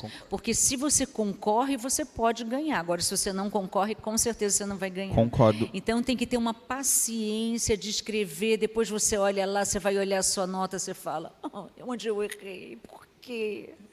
É sofrido, é sofrido também, mas assim, é isso. Mas é um faz exercício, parte. você vai aprendendo a fazer com o tempo, né? vai ganhando chance. Então, eu acho que assim, não tem uma responsabilidade, vou por esse caminho porque esse é o caminho do ouro, não existe. Né? Você tem que tentar vários caminhos. Você tem que tentar por aqui, por ali, com o patrocinador. Eu, uma vez, no começo da minha carreira, eu fiz uma peça chamada Na Carreira do Divino, e era uma peça sobre o universo caipira e não sei o quê. Ninguém era famoso no elenco, não tinha nada, era linda a peça. Mas era bem difícil. Mas aí deu uma sorte qualquer que tinha um cara que tinha sido repórter de crítico de teatro, e ele acabou indo parar numa empresa chamada Agroceres, que fazia milho. Era de semente de milho. E ele ficou sabendo que tal, e como ele tinha milho, e a milho tem a ver com cultura caipira, tinha uma cena lá que falava da origem do milho. Tá bom, o cara deu um patrocínio para a gente. Então, caiu do céu, sabe? Mas são possibilidades que você só ganha na loteria se você jogar. Se você não jogar, não adianta você rezar. Né? Então, precisa ir fazendo e tentando, até que uma hora vai. E não só um tipo, só edital. Não. Vai tentando via patrocinador, vai tentando via lei de incentivo, que também vai precisar de patrocinador. Vai todos os caminhos. A gente que é artista de teatro, a gente tem uma capacidade de se adaptar, né, a muita coisa e observar muita coisa. Então, eu acho que edital também você começa a aprender com eles, né, observar quem são os ganhadores, começa a se adaptar um pouquinho ao que o edital pede, né. Então, acho que é um processo legal também, escrever, entender sua nota, ver quem ganhou e assistir a peça que ganhou. E eu assim, uma opinião minha, eu acho que cada edital tem uma característica, né, Ângela? Acho que a gente pode perceber. Cada edital premia tal tipo de projeto, tal autor, tal diretor, enfim. Acho que cada um tem sua característica. E a gente tem que ser safo para tentar se enquadrar, né, nisso. E aguentar as rejeições. Agora a gente tem 3 perguntas que são da Helena. São 3 perguntas curtinhas, então eu vou fazer as 3, qualquer coisa eu faço de novo se precisar, tá? A primeira é, como vocês organizam essa rotina sem rotina? Como conciliam os projetos que aparecem com os seus projetos pessoais? E, por último, ela quer saber por onde começar na produção. Bom, deixa eu começar aqui respondendo a primeira pergunta. Como é que se organiza a rotina sem rotina? Eu acho que uma palavra bem forte nisso é disciplina. Você ter consciência da sua função, do seu trabalho, você dar uma certa prioridade a ele e ter essa consciência de que você tem que plantar todos os dias para colher de vez em quando. Então, a rotina é essa. Eu vejo assim, a rotina do artista é semear, sempre. Então, todos os dias você tem que fazer alguma coisa em prol da sua carreira, em prol do seu histórico profissional, para que de vez em quando você possa colher alguma coisa. A outra pergunta é o quê? Como concilia os projetos que aparecem com seus projetos pessoais? Aí, como diriam os gregos, é um samba do crioulo doido. Porque depende dos projetos profissionais, depende dos projetos pessoais. Você vai dando prioridade para um e deixa um pouco o outro do lado. E aí, quando você está cuidando dos dois, pinta um terceiro, um quarto, que você tem que ter esse jogo de cintura para poder administrar tudo. Não tem receita. Eu acho que é uma coisa que você vai administrando conforme vai acontecendo. Vocês têm alguma coisa para acrescentar sobre isso? Não, eu acho que, por menor que seja, produzir um espetáculo é muito trabalhoso, né? A Ângela pode nos dizer que ela está produzindo um monólogo dela, ela mesma, dá muito trabalho, seja com um ator, né? Seja você mesmo. Então, a demanda ela sempre vai existir, né? E também, o projeto não pode ficar parado. Então, você tem que buscar essa demanda sempre, né? Para onde vai o seu projeto? Você vai mandar para quem? Que empresa que eu posso procurar? Que e-mail que eu vou achar? Vou caçar no Google? Onde eu vou mandar? Vou mandar para o Sesc? Vou mandar para quem mais pode ver meu projeto? Quem pode ver o vídeo da minha peça? Né? Que eu posso fazer para o meu projeto caminhar para outras pessoas verem? Né? É sempre um trabalho de network, de comunicação, de É uma chegar a algum inquietação lugar. constante. E aí, administrar a rotina, geralmente é por demanda, né? A gente trabalha por demanda, a demanda chega, a gente vai e trabalha. Mas eu acho que é possível também organizar um horário, né? Se a pessoa prefere, o virginiano gosta de ter um horáriozinho, então se... Bom, acho que a gente procurar... Sempre vai ter o que fazer, né? Eu acho, quando a gente é produtor, sempre tem o que fazer, né? Com certeza. Eu acho que a gente... eu não sei nem por onde começar, mas eu estava tentando. Eu concordo com o que eles falaram. Eu acho que a gente tem que ter uma disciplina de sempre trabalhar. Como existe o celular, o computador, de uma certa forma a produção fica mais fácil, porque você pode estar em qualquer situação e não deixar de trabalhar. Mas também a gente tem que ter um cuidado, porque tem que ter uma folga, porque senão a gente vai trabalhar de domingo a domingo sem hora para parar. Mas isso também a gente tem que conseguir ter uma disciplina, isso sem dúvida, porque tem que ter uma hora que você tem que parar. Agora, tem momentos que você não vai conseguir parar.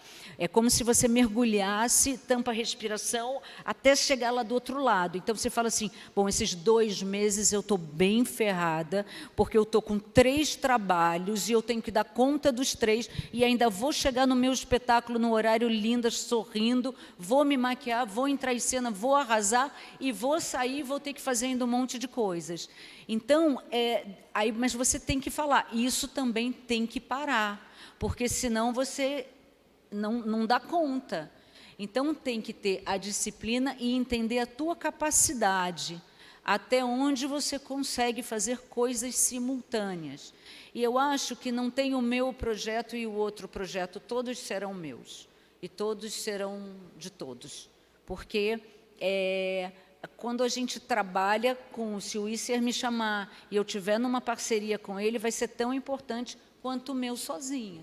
Então, dentro da minha produção, eu tenho que saber, eu preciso dar conta de tudo aquilo. E quando está muito no sufoco, respira fundo e fala, não, vai dar tempo, eu vou conseguir. Reza para dar tudo certo.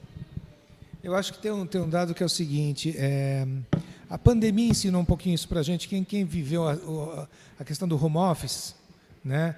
A gente estava acostumado, as pessoas que trabalham normalmente estavam acostumadas a tal dia, tal hora, sai de casa, pega o ônibus, não sei o quê, chega lá, de tal hora até tal hora, e depois chega um pouquinho mais cedo, um pouquinho mais tarde, volta para casa.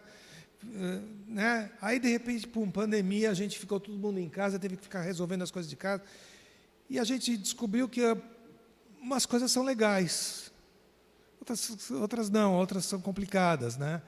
Mas algumas são legais. Então, você pode trabalhar no horário que você quiser, né? Você vai, né? Tá inspirado no meio da noite, você vai lá, senta e faz, e isso tudo bem. Então,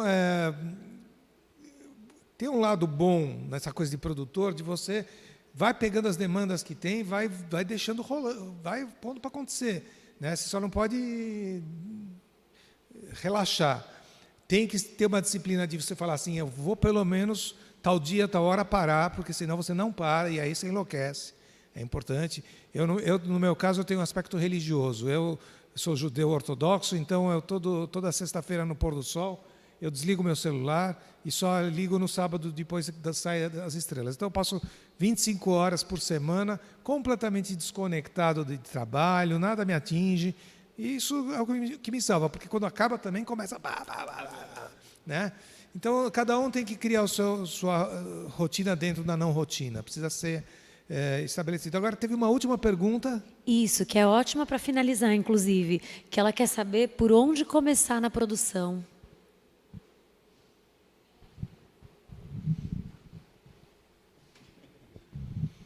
Você já tem um projeto?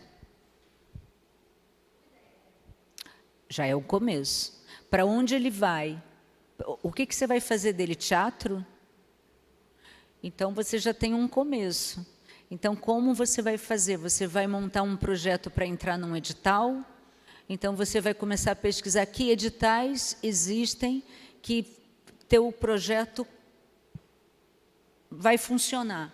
Que leis de incentivo você pode buscar para viabilizar. Que teatro ou que lugar você vai apresentar para saber qual é a tua relação com ele. Que equipe você vai ter para montar teu espetáculo. Quem vão ser os colegas que estarão em cena? Quem será, eu já falei, do diretor. Então, às vezes, o diretor que vai trazer a equipe. Então, você já tem a ideia, da ideia você vai crescendo. Acho que é por aí. A resposta dela diz assim, se você quer pegar um projeto e começar a produzir um projeto seu, né? É isso, né? Porque outra forma é você começar a produzir com as outras pessoas e aprender através disso até chegar o dia que você vai poder pegar o teu projeto e fazer. Também é outro caminho, né? Você fala assim, tá, quem gostaria, eu vou ser estagiária, vou aprender como é com as pessoas que fazem, vou começar a pôr a mão nisso daqui, vou entender tudo que um espetáculo vai exigindo, para eu poder preencher, sim, com conhecimento de causa, esses editais, quando eu entender o que eles são, né? Então, são outros caminhos, assim, até pensando numa coisa completamente fora do normal, é assim, será que é impossível eu pegar dinheiro do bolso e contratar as pessoas que vão fazer isso, isso e aquilo, e ver o que dá? Mas, por exemplo, é um caminho. É um caminho. Você pode... Porque aí você não depende de outros. Você fala assim, ok, eu vou ficar trabalhando no meu emprego 2 anos, e vou guardar dinheiro, e vou pegar esse dinheiro e vou produzir uma peça, mesmo que eu perca. Mas eu vou estar aprendendo. Posso São completar? caminhos diferentes, mas que se complementam. Às vezes, você pode contratar um produtor para trabalhar, e você vai aprender. Você escolhe, assim, quem você considera no mercado muito bom, e você, chamando essa pessoa, você vai aprender tudo, porque você vai observar. E perguntar. Eu fiz isso. Quando eu comecei a produzir maior, eu não estava em cena, eu chamei uma produtora, tinha uma outra atriz comigo, ela foi para a cena, nós duas queríamos produzir um espetáculo, e a gente chamou uma produtora, e aí eu aprendi com ela tudo o que eu precisava. Aprendi o que era proponente, porque eu não sabia o que era proponente. Foi a primeira coisa que eu falei, o que é proponente? Bom, a partir daí, eu aprendi assim e fiz. Eu ia concluir, mas fugiu da minha cabeça com proponente. Não, mas é verdade. Eu acho que tem uma coisa que... existe uma coisa legal na nossa área, as pessoas se ajudam um pouco, sabe? Se alguém chega para mim e fala, vem cá, me dá uma dica, o que você acha? Eu atendo, eu falo com essas pessoas. Eu me lembro que quando eu fui fazer minha primeira produção, na época tinha um produtor chamado Yakov Sarkovas, era um bom produtor de teatro na época. Hoje ele não trabalha mais com isso. Mas eu fui lá no escritório dele e falei, vem cá, você me dá umas dicas, eu quero começar em produção, você me ajuda, me dá umas dicas. Eu falei, pois não, vem aqui. Eu fui no escritório dele, ele começou a me perguntar coisas, que projeto você quer fazer? Tal. Você, por exemplo, eu me lembro que uma dica que ele deu nessa primeira reunião foi assim, invista em assessoria de imprensa. Eu falei, o que é isso? Hoje não valeria isso, mas assim, naquela época ele falou assim, invista em assessoria de imprensa. Eu falei, o que é assessoria de imprensa? Assessoria de imprensa é um profissional que você contrata e que ele vai tentar pegar o teu espetáculo e fazer com que os repórteres escrevam sobre o seu espetáculo. Ele vai cavar uma matéria de estreia, vai levar para as redações. Você não consegue entrar numa redação de jornal e levar o teu projeto para lá. Então, se você contratar o jeito de você fazer propaganda do teu espetáculo ou é comprando anúncio no jornal, você compra um monte de anúncio no jornal, ou você faz assessoria de imprensa. Assessoria de imprensa é muito mais barato do que comprar anúncio no jornal. Então, vale a pena o investimento, porque, inclusive, a qualidade da leitura, quem lê uma matéria sobre uma peça que vai estrear, valoriza mais do que quem vê um anúncio, né, pronto daquilo ali. E foi uma dica importante para mim naquela época. Não que eu tenha feito a coisa certa, eu acabei fazendo errado, mas, enfim. Mas a pessoa estava lá me orientando, né? Então, existe isso. Você pode entrar e falar assim, vem cá, fulano, você pode me dar uma dica? As pessoas normalmente dão. Tá?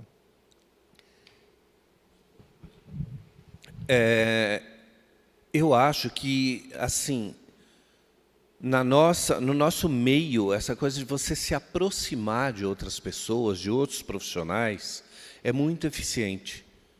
É como o Isser colocou, dificilmente alguém vai te negar uma informação desse tipo. No meu histórico de figurinista, eu estudei moda, eu fiz vários cursos de moda, mas o que efetivamente me jogou para o meio de figurino de teatro, na Oswald de Andrade, aqui do lado, o Luiz Rossi estava dando uma oficina de figurino para teatro. E quando eu soube, não deu mais tempo. Eu vim e não tinha mais como fazer a inscrição, tinha encerrado. Eu respirei fundo e vim na primeira aula. Não estava na lista de chamada.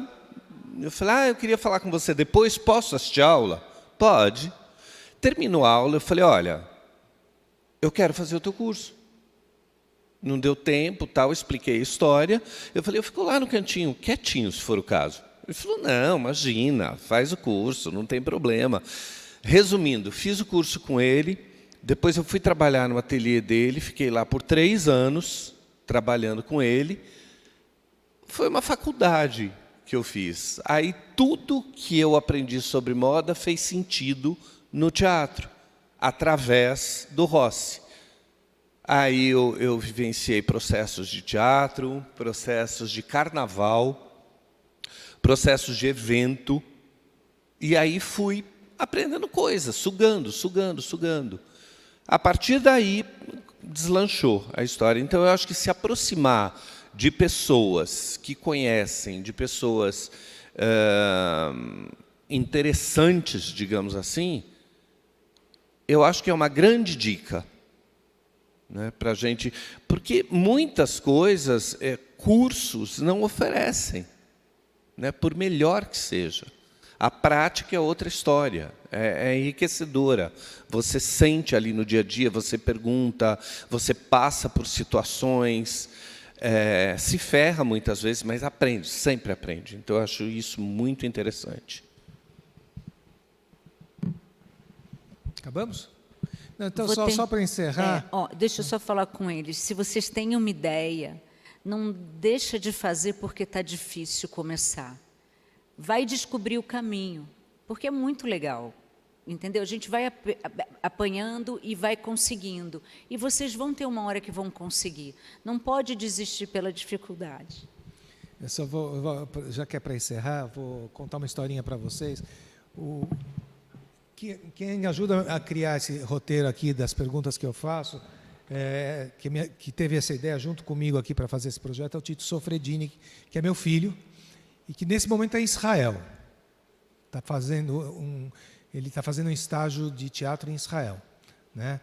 E ele foi para um programa lá que era de estágios não remunerados, quer dizer, é um programa que tem lá do governo de Israel, a pessoa vai, tem moradia barata, tem uma estrutura, mas ele tem que fazer um estágio na área dele, sem remuneração, durante alguns meses, para trabalhar. E o Tito saiu daqui querendo trabalhar num grupo de teatro-dança que tem lá, uma companhia chamada Clipa, que ele não conhecia, não sabia de nada, mas ele queria trabalhar lá. E ele foi para lá. Mandou e-mail, ninguém respondeu. Mandou currículo, ninguém respondeu. A pessoa que ajudava lá, deram oferecendo para ele outros estágios de coisa de teatro, não era nada do que ele queria. Então, o que ele fez? Ele foi na porta, bateu na porta, chegou, bom dia, eu sou do Brasil, eu queria fazer um estágio aqui. Aí a diretora que atendeu ele falou assim, olha, desculpa, a gente não tem vaga de estágio. Ele falou, não precisa ter vaga de estágio, porque é não remunerado, então vocês não precisam pagar, eu vou trabalhar, vocês não precisam fazer nada, eu vou trabalhar de graça para vocês e tal. Aí ela falou, não, obrigado, tudo bem, mas a gente não tem uma estrutura para saber o que te pedir. Sabe, eu não vou. Você tem um estagiário, está aqui, eu vou ter que falar para você, faz isso, faz aquilo, e eu não tenho quem fale, faz isso, faz aquilo. Aí ele falou assim, não precisa. Me deixa ficar um dia aqui com vocês. Ela falou, tá bom, fica aqui. Aí ele viu, fui lá, tinha um pessoal que estava preparando um cenário e estavam serrando madeira. Ele pegou o serrote, falou, posso ajudar vocês? E começou a serrar madeira também. Quando acabou, ele pegou a vassoura e varreu todo o negócio que sobrou da madeira. Aí ele foi trabalhar, no dia seguinte ele viu que estava sujo, não sei onde, começou a limpar. 2 dias depois a diretora virou para ele e falou, pode ficar. Pode ficar. E ele fez o estágio, ele acabou participando de uma montagem, durou pouco tempo, depois ele foi trabalhar com outra coisa, mas a gente que está do lado de cá, quem está trabalhando, a gente está louco por gente que queira trabalhar. Não que pessoas que já chegam para você e falam assim, quanto que eu ganho? Isso a gente não tem dinheiro, né? Mas a gente está louco por... Agora, tem uma produtora que hoje, nem sei onde ela está, mas enfim, ela veio trabalhar comigo uma época, veio ser assistente de contabilidade. Mas ela se interessava, ela virou para a produtora que fazia a administração dos espetáculos, falou, eu posso ir com você no sábado e no domingo, ver como é que é o teu trabalho lá? E ela foi aprendendo, até que um dia eu chamei ela para ser produtora de uma peça, e depois ela foi trabalhar na Time for Fun como produtora, né? Porque ela quis, ela não foi primeiro saber contar, ela falou, posso ir aprender com você como é que faz? Então, olha, existe espaço para quem quer trabalhar, quem quer investir. Nós que estamos na linha de frente, adoramos gente que gosta de trabalhar com a gente, então vale a pena. Senhores, muito obrigado. Eu queria muito agradecer aos meus convidados que vieram aqui brilhantar a noite com as suas experiências, que são únicas e são especiais, e que a gente espera que tenha trazido alguma luz para as decisões futuras de vocês. Semana que vem... não vai ter, nós vamos ter no dia 13 de setembro o nosso próximo encontro, e o assunto vai ser o ator empreendedor, e vamos tá aqui alguns atores que já estão assim naquela fase de produzir os seus próprios espetáculos. Então a gente vai trazer eles aqui para contar um pouco da experiência deles. E obrigado por fazer esse encontro de gerações. Acho que é muito importante também a gente abrir, vocês que são mais antigos, abrirem oportunidades para os mais novos que estão começando, que estão aí cheios de vontade de trabalhar. Obrigado. Muito bom estar aqui, poder conversar, trocar ideia, contar um pouco. Faz parte da profissão, muito bom. Fiquei muito feliz de estar aqui. Parece a primeira que me inscrevi correndo quando eu vi que eles estavam produzindo esses debates, porque é muito bom a gente poder trocar ideia e vocês também ouvirem né, quando a gente tem uma carreira e tão doida, né, porque a gente faz um monte de coisas e está sempre sonhando. Já estou aqui há muito tempo e ainda tem muita coisa para fazer. Já já meu currículo vai chegar no seu e-mail, Ângela. Bom, muito obrigado pela oportunidade. Foi uma delícia poder trocar um pouco com vocês. Eu acho que esse tipo de encontro é precioso. Eu acho que é fantástico. Então, essa questão que o Heitor falou é muito séria. Divulguem, porque é muito legal que mais e mais pessoas venham para trocar, para esclarecer, para ouvir até. Porque assim a gente aprende, assim a gente vai ser inserido no mercado. Assim a gente consegue trazer informação, levar informação e o projeto acaba sendo efetivo. E é isso, gente. Eu acho que tem um aspecto que a gente fala em inserção de mercado, mas tem uma coisa chamada ofício. Então, nós, como né, que temos com o teatro como ofício, a gente tem o maior prazer em estar ajudando as outras pessoas a entrarem também e participarem desse mundo nosso, que a gente ama tanto. Obrigado, boa noite, até a próxima.